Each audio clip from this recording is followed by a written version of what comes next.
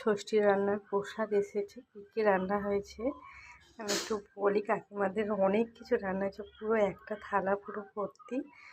এখানে এটা হচ্ছে ভাত, আর এটা হচ্ছে একটা নারকেল কুড়ো দিয়ে শাক ভাজা, আর এটা হচ্ছে চিচিঙ্গে ভাজা, নারকেল ভাজা, কাঁচকলা ভাজা, আর মনে হচ্ছে আলু ভাজা আছে। এখানে দুটো মিষ্টি, আর এটা হচ্ছে নারকেলের ছাই মারা ইলিশ মাছ, আর এটা ঢ্যাঁড়স দিয়ে চিংড়ি, আর এটা হচ্ছে বাঁধাকপি দিয়ে চিংড়ি, আর এটা হচ্ছে পটল আলু চিংড়ি। আর এখানে হচ্ছে যে আবার সব কিছু ভাজা আছে।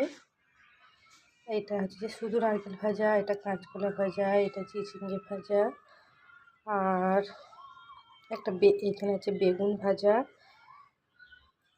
আর এটা তো খুবই দেখতে ভালো লাগছে, খেতেও খুব ভালো, পটল চিংড়ি। আর এখানে আছে পায়েস।